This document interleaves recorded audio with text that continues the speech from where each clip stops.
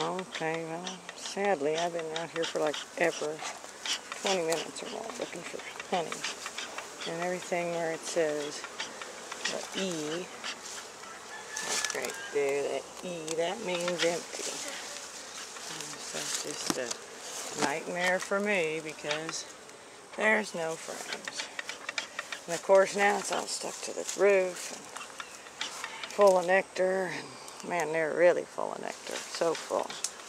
But I found one, thank goodness. It has some frames, and I got a super here, empty frames. So I'm going to take out some of their honey. So this is my hybrid Langstroth box that has the angled bottom and a big deep brood area here. And here's the honey area, but of course they got brood up here, I'm sure. But there's some nice, beautiful honey, so pull it first.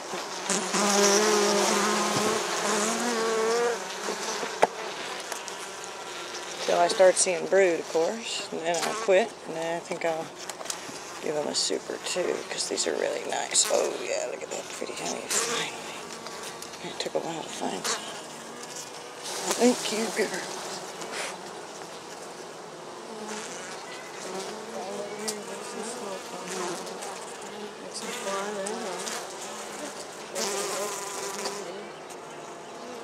See me, I'm shaking it, not brushing it, just kind of shaking it. Blowing up.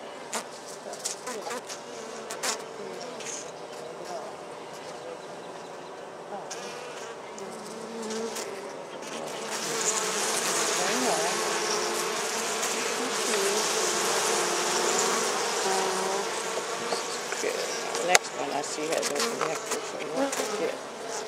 This one looks like a cat. Oh yeah. Nice.